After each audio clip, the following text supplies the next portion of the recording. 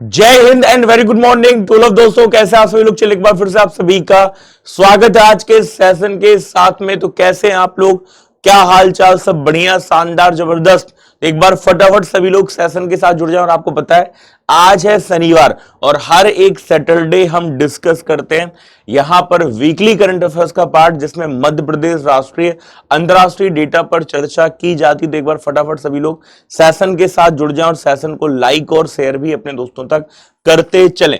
चलिए, तो आज का जो सेशन है वीकली करंट अफेयर्स का होगा, जिसमें हम 29 ऑफ मार्च से लेकर है ना 4 अप्रैल तक का डेटा जो है इस क्लास के माध्यम से डिस्कस करेंगे। इसके अलावा जिन्होंने अभी तक है ना मध्य प्रदेश करंट अफेयर्स की पार्ट की बात करें नहीं देखा है, इस सेशन को जरूर देख लेना, जो कि आपका मध्य प्रदेश करंट अफेयर्स में मंथली करंट अफेयर्स में मार्च 2026 के हाईलाइट से संबंधित है।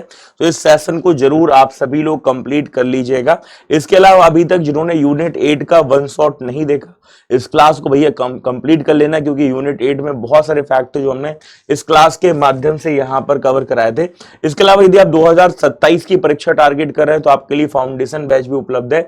सर्व सक्षम इंग्लिश माध्यम का, सर्वप्रथम हिंदी माध्यम का, आक्रोश 3.0 और ऊर्जा 3.0 प्रीलिम्स 2026 और MP GK by Vikas sir भी बैच आपको यहां पर मिल जाएगा। इसके अलावा फास्ट ट्रैक जो टेस्ट सीरीज है ये भी एमपीपीएससी प्रीलिम्स की यहां पर उपलब्ध है, जो कि नेगेटिव मार्किंग पर बेस्ड आपको मिल जाएगी, जिसमें 16 टेस्ट 10 यूनिट वाइज है, 5 फुल लेंथ टेस्ट आपको भी यहां पर मिल जाते हैं। और एक लाइन है दोस्तों जो मैं आप सभी के लिए यहां पर शेयर करना चाहूंगा कि मंजिलें क्या है, कि मंजिलें क्या है, रास्ता क्या है, कि मंजिलें क्या है, रास्ता क्या है, और हौसला हो तो फासला क्या है। तो भैया ये जो हौसला आप लोग बनाए हुए ना, इसको बनाए रखिए और इसी तरीके से आगे बढ़ते रहिए और मेहनत यहां पर करते रहिए। चलिए भैया, ठीक है, तो सभी का स्वागत है आज के सेशन के साथ में। और पहले हम बात करते हैं कि एमपी स्पेशल में हमारे लिए क्या है कुछ खास। तो एमपी स्पेशल के अंतर्गत मध्य प्रदेश की 3 फसल, जिसमें सिताही कुटकी का नाम आता है, दूसरा नाम हमें यहां पर नागदमन कुटकी का देखने को मिलता है, और तीसरा नाम है बैगनी अरहर, जिसको अभी दोस्तों रिसेंटली चर्चा का विषय इसलिए देखने को मिल रहा है क्योंकि इसको हो सकता है बहुत जल्द क्या मिल जाए, जीआई टैग अर्थात ज्योग्राफिकल इंडिकेशन टैग मिल जाए, जिसके प्रस्ताव तैयार कर परीक्षण के लिए भौगोलिक संकेत रजिस्ट्री जो है चेन्नई यहां पर भेज दिया गया है। तो सिताही कुटकी, नागदमन कुटकी और बैगनी अरहर जिसको हो सकता है बहुत जल्द क्या मिल जाए, तो जीआई टैग यहां पर मिल जाए। जिसमें सिताही कुटकी की बात करते हैं तो 60 दिन वाली दोस्तों मिलेट्स के तौर पर हमें इसका नाम यहां पर देखने को मिलता है, जिस वर्षाधारित क्षेत्रों के साथ साथ देर से बुआई की स्थितियों के लिए ये उपयुक्त यहां पर मानी जाती है। डिंडोरी के बैग और गोंड जनजाति के किसानों के लिए भी एक अच्छी आय का जो माध्यम सिताही कुटकी देखने को यहां पर मिलती है। जबकि नागदमन कुटकी की बात करें तो डिंडोरी जिले में दोस्तों उगाई जाने वाली कुटकी की विशिष्ट स्थानीय किस्म हमें देखने मिलती है, जिसमें खासतौर पर जो औषधीय गुण है वो बहुत ज्यादा मिलते हैं और इसमें जो पोषक मात्रा है वो भी बहुत ज्यादा हमें देखने को मिल जाती है। जबकि हम बैगनी अरहर की बात करें तो अरहर की एक विशेष किस्म के तौर पर हमें इसका नाम मिलता है, जिसमें बैगनी रंग की झलक हमें पौधे या फलियों में यहां पर देखने को मिलती है। इसमें भी भरपूर प्रोटीन की मात्रा हमें देखने को यहां पर मिल जाती है। चलिए, इसके अलावा अभी आपको पता होगा रिसेंटली एमपी यूपी सहयोग जो सम्मेलन है इसका आयोजन कहां पर किया गया, तो इसका आयोजन आपका वाराणसी उत्तर प्रदेश में हुआ था, जिसमें काशी विश्वनाथ कॉरिडोर का अध्ययन यहां पर भ्रमण देखने को मिला था। साथ ही साथ ओडीयूपी जीआई टैग है ना, जो वन डिस्ट्रिक्ट वन प्रोडक्ट है, और जीआई टैग के जो उत्पाद है उनके अंतर्गत मार्केटिंग और निर्यात से जोड़ने पर विशेष फोकस यहां पर हमें देखने मिला, जहां पर डॉक्टर मोहन यादव जी की भी उपस्थिति हमें देखने को यहां पर मिली थी। और इसके साथ में अगला दोस्तों डेटा हमारा बन रहा है, वो बन रहा है एचपीवी टीकाकरण का, जिसकी शुरुआत प्रधानमंत्री नरेंद्र मोदी जी ने 28 फरवरी 2026 को अजमेर राजस्थान से की थी। और इसमें आप देख रहे हैं उत्कृष्ट करने वाले प्रदेश के जिलों में डिंडोरी, राजगढ़, बालाघाट, मंडला, खरगोन, खंडवा, इन सभी का नाम हमें यहां पर देखने को मिल रहा है, जिसमें अभी उत्कृष्ट जिलों में डिंडोरी का नाम यहां पर आ रहा है। चलिए, इसके अलावा अगली योजना है मध्य प्रदेश की, जिसका नाम है मुख्यमंत्री जन कल्याण संबल योजना। क्या आपने इस योजना का नाम सुना है, जिसमें श्रमिकों के लिए यह योजना हमें देखने को यहां पर मिलती है? नाम क्या इसका? तो नाम है मुख्यमंत्री जन कल्याण संबल योजना।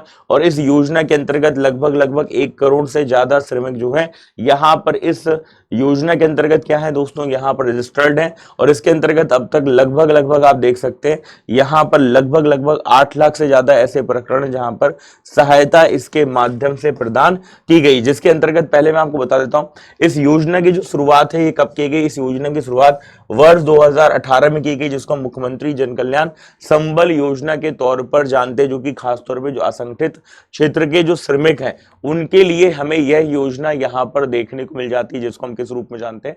तो इसको हम यहाँ पर 2018 के अंतर्गत योजना को जानते हैं मुख्यमंत्री जन कल्याण संबल योजना के तौर पर इसका हमें नाम देखने को मिल जाता है, जिसमें अंत्येष्टि सहायता में 5,000 रुपए, समान मृत्यु पर 2 लाख रुपए, दुर्घटना मृत्यु सहायता पर 4 लाख रुपए, आंशिक दिव्यांगता में 1 लाख रुपए और स्थायी दिव्यांगता सहायता में सरकार जो है 2 लाख रुपए की सहायता यहां पर प्रदान करती है, जिसको मुख्यमंत्री जन कल्याण संबल योजना के तौर पर जानते हैं। और अभी हाल ही में इसका संबल 2.0 योजना और पोर्टल का शुभारंभ भी यहां पर किया गया था। इसके लिए पात्रता है कि आवेदक जो है ये असंगठित क्षेत्र का श्रमिक होना चाहिए, उसके पास समग्र आईडी हो, परिवार आईडी हो।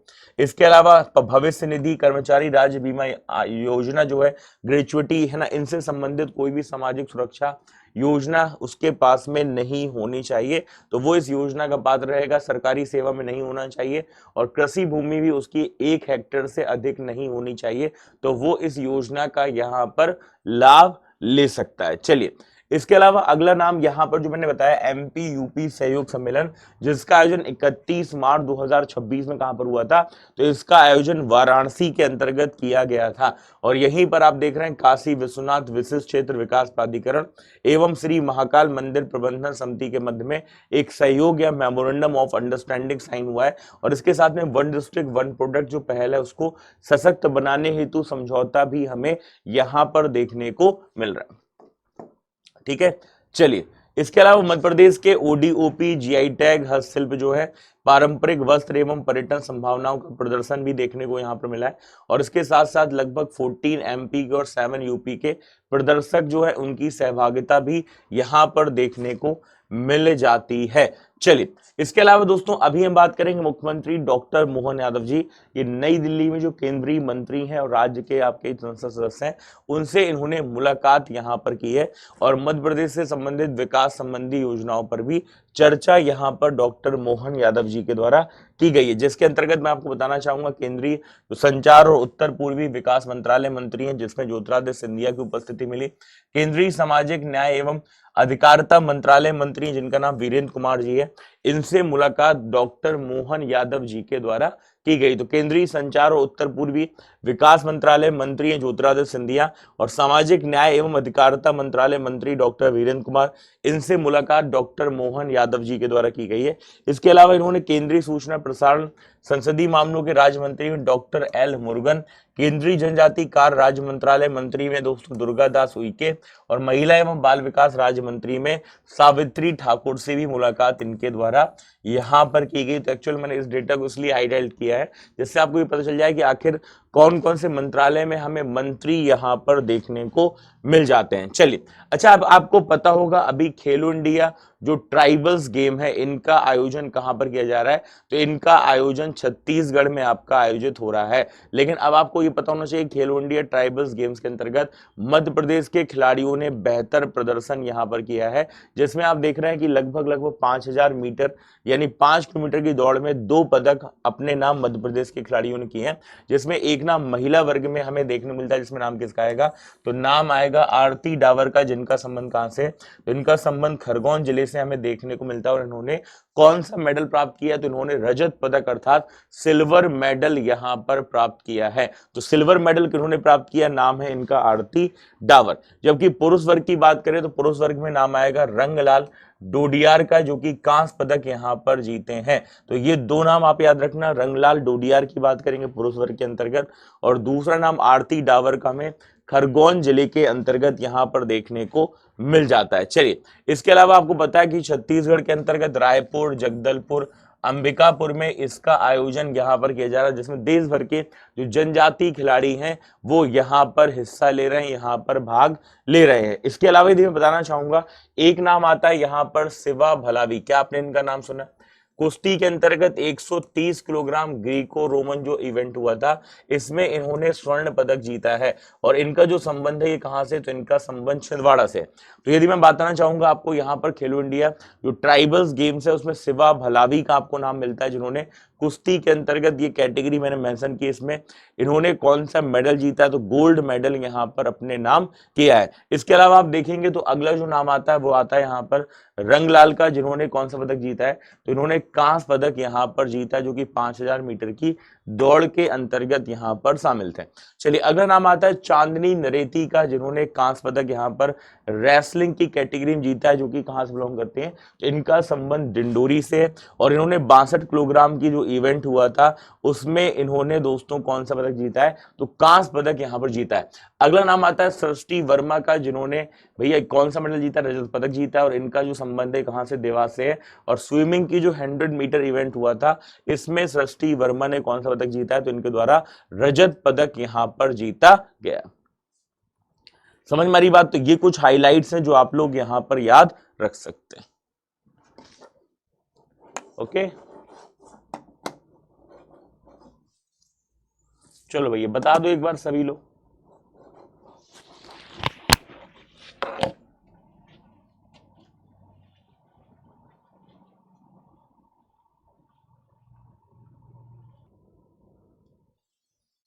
चलिए यहां तक कंप्लीट सभी ने कर लिया है। चलिए अब ये तो डेटा हो गया हमारा यहाँ पर खेलो इंडिया ट्राइबल्स गेम्स के अंतर्गत की मध्य प्रदेश के खिलाड़ियों ने जो यहाँ पर प्रदर्शन बेहतर किया है।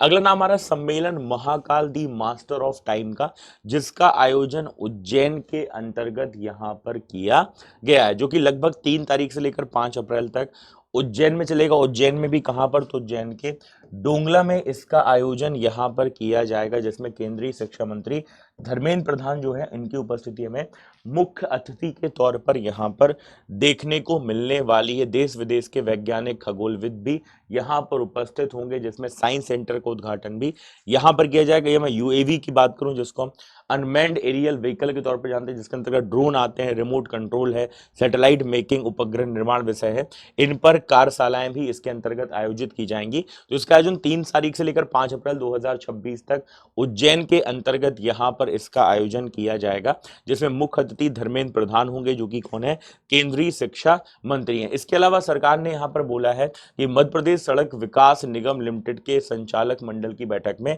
कि कृषि कार्य में जो भी आपके यहां पर है ना हार्वेस्टर का इस्तेमाल किया जाता है, उनका टोल प्लाजा में कोई भी शुल्क उनको यहां पर धनराशि नहीं देनी होगी। साथ ही साथ इंदौर उज्जैन ग्रीनफील्ड मार्ग और उज्जैन जावरा ग्रीनफील्ड मार्ग के नॉन एक्सेस कंट्रोल परियोजनाओं के रूप में निर्माण का अनुमोदन भी यहां पर दिया गया। और स्कूल चले अभियान की शुरुआत मध्य प्रदेश में हो गई है, जो कि 1 अप्रैल से प्रारंभ हुआ है, कि बच्चों की यहाँ पर ज्यादा से ज्यादा सहभागिता स्कूल के माध्यम से हमें देखने को यहाँ पर मिल पाए। इसके साथ साथ शासकीय स्कूलों में निःशुल्क साइकिल वितरण का भी यहां पर आयोजन देखने को मिल रहा है। अगला नाम आता है ग्वालियर की बेटी, जिनका नाम अनुष्का शर्मा है, और अभी दक्षिण अफ्रीका दौरे के लिए भारतीय जो सीनियर महिला T20 है उसमें चयन किनका किया गया है, तो अनुष्का शर्मा का यहां पर चयन किया गया है। तो ये ग्वालियर की, और यहां पर एक नाम इनका विशेष हमें देखने को मिल रहा है।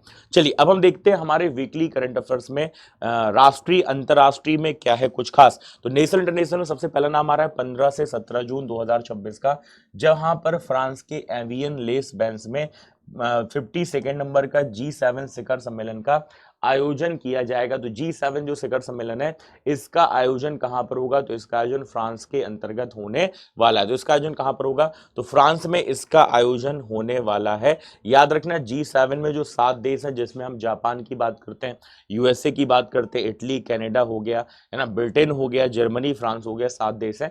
भारत इसका सदस्य नहीं है, लेकिन भारत को निमंत्रण दिया जाता है, तो भारत इस सम्मेलन में उपस्थित भी होता है, जो कि एक आउटरीच यहां पर पार्टनर के तौर पर, विशेष अतिथि के तौर पर भारत की उपस्थिति यहां पर मिलती है। और आपको पता है जो फ्रांस है उसके अंतर्गत फ्रांस के राष्ट्रपति एमुनल मैक्रो ने बोला था कि 2026 जो वर्ष है इसको हम भारत फ्रांस नवाचार वर्ष अर्थात India France year of innovation के तौर पे भी हम यहाँ पर इसको मनाएंगे। जबकि 2025 का जो G7 शिखर सम्मेलन हुआ था, इसका आयोजन कहाँ पर हुआ, तो इसका आयोजन अल्बर्टा कनाडा के अंतर्गत यहाँ पर हुआ था। ये भी आप यहाँ पर डेटा जरूर याद रखेंगे, जिसके साथ में आपको पता है कि G7 पहले G8 था, फिर रसिया इससे बाहर हुआ और इसके बाद में ये क्या बन गया, तो ये G7 यहाँ पर बन गया है। चलिए, इसके अलावा यदि मैं नासा की बात करूंगा तो नासा का एक हमें मानव युक्त चंद्र मिशन देखने को बहुत जल्द मिलेगा, जिसका नाम है आर्टेमिस सेकंड। क्या नाम है इसका, आर्टेमिस सेकंड, जिसमें अभियान में दोस्तों 4 अंतरिक्ष यात्री अंतरिक्ष यान के माध्यम से चंद्रमा के चारों ओर लगभग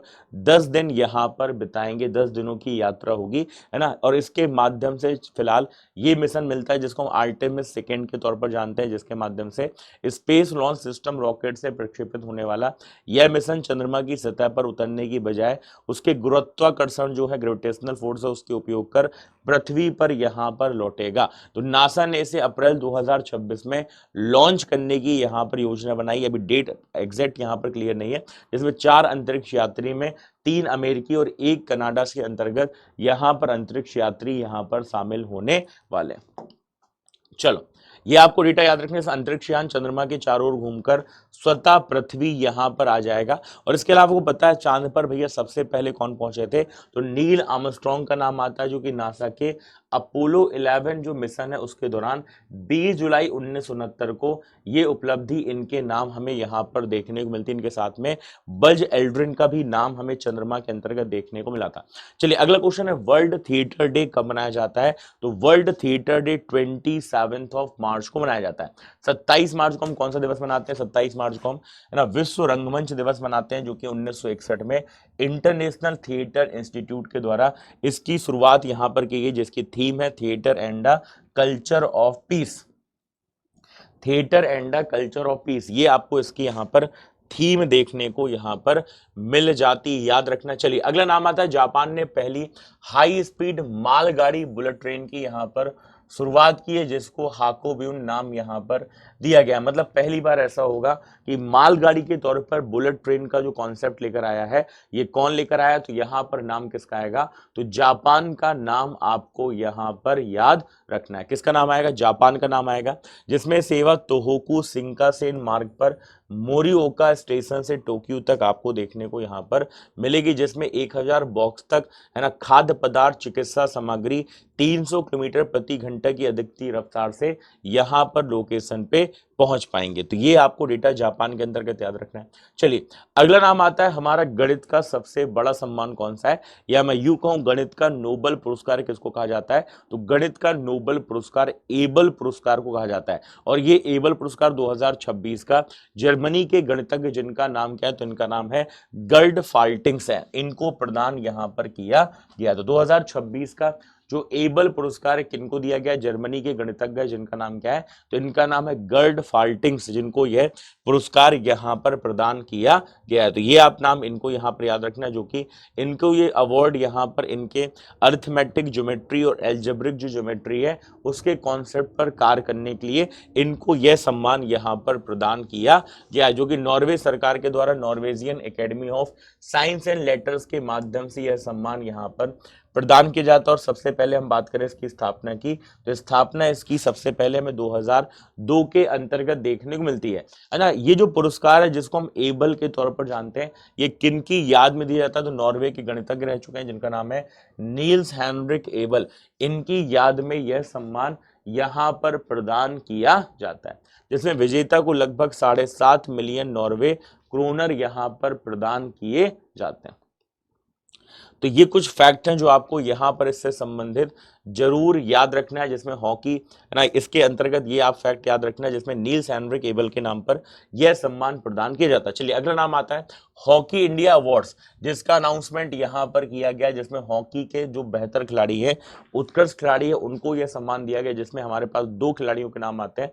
यदि मैं बात करूंगा तो यहाँ पर हार्दिक सिंह, है ना, मिडफील्डर के तौर पर, फॉरवर्ड हॉकी खिलाड़ी के तौर पर नवनीत कौर का नाम आता है, जिनको सर्वश्रेष्ठ खिलाड़ी का यह सम्मान दिया गया, जिसको हम बलवीर सिंह सिंह सीनियर पुरस्कार के रूप में जानते हैं, जिसके लिए 20-20 लाख रुपए की धनराशि भी यहां पर प्रदान की जाती है। कितनी कितनी धनराशि? 20-20 लाख रुपए की धनराशि दी जाती है। और ये फोटो भी आप स्क्रीन के माध्यम से यहां पर देख पा रहे हैं, दो खिलाड़ी जिनको ये सम्मान प्रदान किया गया है। चलिए, इसके अलावा हम बात करेंगे, एक नाम आता है जफर इकबाल का, जिनको भारतीय हॉकी में एक उल्लेखनीय योगदान के लिए इनको कौन सा सम्मान दिया गया? तो major Dhyanchand lifetime achievement जो अवार्ड है, ये किनको प्रदान किया गया? तो जफर इकबाल जी को यह सम्मान प्रदान किया गया। तो एक नाम किसका आएगा? जफर इकबाल का नाम आएगा। इसके अलावा हम बात करें, फिर से मैं एक डेटा की बात बताऊं कि हार्दिक सिंह, नवनीत कौर, जिनको सर्वश्रेष्ठ खिलाड़ी हॉकी इंडिया अवार्ड्स के अंतर्गत दिया गया, और हॉकी एमपी को best state of the year के सम्मान से यहां पर सम्मानित किया गया है। चलिए, भारत की पहली हाइड्रोजन जो ट्रेन है, इसका शुभारंभ हमें कहां पर देखने को मिल रहा है? तो हरियाणा के जींद सोनीपत में 90 किलोमीटर रूट में हमें इसका दोस्तों यहां पर शुभारंभ देखने को मिल रहा है, जो कि भारत की पहली हाइड्रोजन ट्रेन है, जिसका ट्रायल यहां पर किया गया है। मैं फिर से बोल रहा हूं भैया, सभी लोग सेशन को ज्यादा से ज्यादा लाइक और शेयर भी करते चलिएगा, और अपने हर एक दोस्त तक क्लासेस को जरूर यहां पर पहुंचाते चलिएगा। चलिए, तो फ्यूल सेल तकनीक पर आधारित है, 140 किलोमीटर प्रति घंटे की रफ्तार और 2500 से लेकर 2600 यात्री इस ट्रेन में यहां पर सफर कर सकते हैं। और सबसे अच्छी बात है इस ट्रेन की कि ये स्वदेशी तकनीक के क्षेत्र में देखने को मिल रही है। और दूसरा है ना, इसमें केवल पानी का ही दोस्तों उत्सर्जन हमें वाष्प के तौर पर देखने को मिलता है।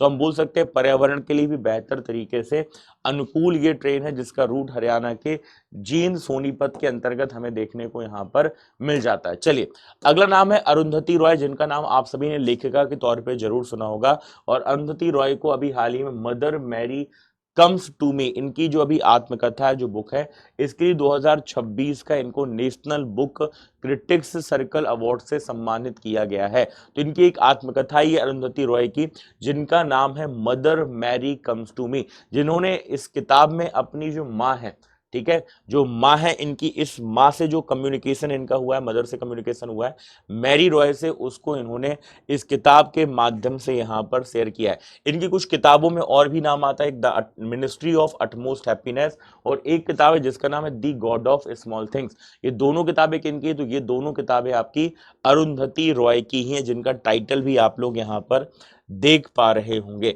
चलिए, अगला क्वेश्चन बनता है कि भारत में पहली ब्रिक्स युवा समन्वय बैठक या ब्रिक्स यूथ कोऑर्डिनेशन जो मीटिंग है, ये वर्चुअल तरीके से देखने मिली, जिसको होस्ट भारत के द्वारा यहां पर किया गया, जिसकी थीम रही building for resilience, innovation, cooperation and sustainability. ये आपको इसके अंतर्गत यहां पर थीम देखने को मिल जाती है। क्या मिल जाती है? तो ये इसके अंतर्गत आपको यहां पर थीम देखने को मिल जाती है। भारत में पहली ब्रिक्स युवा समन्वय बैठक की यदि हम यहां पर बात करते हैं, तो इसका आयोजन भारत ने वर्चुअल तरीके से किया था। और इसके साथ में आपको पता है 2025 का जो ब्रिक्स का सम्मेलन था, ये ब्राजील ने होस्ट किया था, और 2026 का जो ब्रिक्स का सम्मेलन है, इसको भारत यहां पर होस्ट करने वाला है। तो ये डेटा भैया मार्क जरूर यहां पर करते चलिएगा। चलो भैया, कुछ क्वेश्चन यहाँ पर लगा रहे हैं कि निम्न में किस मार्ग पर भारत की पहली हाइड्रोजन पावर ट्रेन का सफल ट्रायल यहाँ पर किया गया है? तो वो रूट यहाँ पर कौन सा हो जाएगा? तो यहाँ पर आंसर हो जाएगा जींद और सोनीपत। मतलब जिन्होंने यहाँ पर आंसर क्या दिया है, तो जिन्होंने आंसर यहाँ पर ऑप्शन बी दिया है, उनका जवाब बिल्कुल यहाँ पर सही हो जाएगा। अगला दोस्तों क्वेश्चन, निम्न में किसे राष्ट्रीय पिछड़ा वर्ग आयोग का अध्यक्ष नियुक्त किया गया? तो आपको पता होना चाहिए इसमें नाम किसका आएगा, तो साध्वी निरंजन ज्योति का नाम आपको यहां पर इससे संबंधित याद रखना है। चलिए, अगला क्वेश्चन है एबल पुरस्कार 2026, जो कि गणित के क्षेत्र में दिया जाने वाला सबसे हाईएस्ट अवार्ड है। ये सम्मान जो है किनको दिया गया? गर्ड फाल्टिंग्स को। इनका संबंध कहां से? तो इनका संबंध है आपका जर्मनी से। ये कहां से बिलोंग करते हैं? तो ये जर्मनी से बिलोंग यहां पर करते हैं। चलिए, अगला क्वेश्चन आपके स्क्रीन पर रहा, एडीबी जिसको हम एशियन डेवलपमेंट बैंक के तौर पर जानते हैं, है ना, आपको पता है एडीबी का जो हेड ऑफिस है मनीला फिलीपींस है, और इसके अभी जो नए अध्यक्ष बने उनका नाम है मसातो कांडा। अच्छा, आप मुझे कमेंट करके भी बताइएगा कि एडीबी का सबसे जो नया सदस्य बना है या नया मेंबर बना है ना, उस देश का नाम यहां पर क्या है? अगला क्वेश्चन है सिडबी, जिसको हम यहाँ पर small industries development bank of India के तौर पर जानते हैं। इसके चेयरमैन के तौर पर हमें किनका नाम मिल रहा है? तो आपको पता होना चाहिए मनोज मित्तल, जो कि कौन है? ये है सिडबी के वर्तमान में अध्यक्ष, इनके बारे में भी आप जरूर यहां पर डेटा मार्क कर लीजिए। चलिए भैया, अब समय हो चुका है होमवर्क का, और होमवर्क के अंतर्गत जो मैं 2 क्वेश्चन आपको यहां पर दूंगा, उनके आंसर आप क्लास के बाद में कमेंट बॉक्स पर देंगे। अभी कोई आंसर नहीं देगा, क्लास के बाद कमेंट बॉक्स पर। तो पहला क्वेश्चन है, हाल ही में मध्य प्रदेश के किस जिले के रियावन लहसुन को क्या दिया गया है? तो जीआई टैग अर्थात ज्योग्राफिकल इंडिकेशन टैग दिया गया है। सीहोर है, खरगोन है, मंदसौर है और आपका रतलाम है। अगला क्वेश्चन है, एक्सरसाइज जिसका नाम है समुद्र लक्ष्मण, भारत और कौन से देश के बीच में होने वाला यह अभ्यास है, जिसको हम एक्सरसाइज समुद्र लक्ष्मण के तौर पे यहां पर जानते हैं? श्रीलंका है, मलेशिया है, इंडोनेशिया है या फिर आपका यहां पर जापान है। ये हमारा टेलीग्राम चैनल, यदि आप नहीं जुड़े हैं टेलीग्राम चैनल पे, तो आप टेलीग्राम चैनल पे भी जुड़ सकते हैं, जहां पर बहुत सारे अपडेट्स आपको मिलते रहते हैं। और जिन्होंने अभी तक यूनिट 8 का ये रैपिड रिवीजन सेशन नहीं देखा, उस सेशन कंप्लीट कर लेना। और मध्य प्रदेश का जो मंथली करंट अफेयर्स में मार्च 2026 का हाईलाइट्स हमने डिस्कस किया था, उसको जरूर आप लोग कंप्लीट कर लीजिएगा। चलिए, तो आई होप भैया आज के सेशन में भी आप हर दिन की तरह बहुत कुछ नया सीखे होंगे, नई जानकारी, नया तजुर्बा आपको आज के इस वीकली करंट अफेयर्स के साथ में जरूर यहां पर हुआ होगा। तो आज की कक्षा में इतना ही, बाकी आप सभी से मुलाकात होती है हर दिन डेली सुबह 8 बजे, daily current affairs live session Madhya Pradesh राष्ट्रीय अंतर्राष्ट्रीय रिवीजन के दृष्टिकोण से मुलाकात करते हैं नेक्स्ट सेशन में। तब तक आप सभी लोग अपना ख्याल रखिए, खुश रहिए, स्वस्थ रहिए, मस्त रहिए, जबरदस्त रहिए और ऐसी मेहनत लगन के साथ में पढ़ते रहिए। जय हिंद एंड थैंक्स फॉर गाइस। जय हिंद।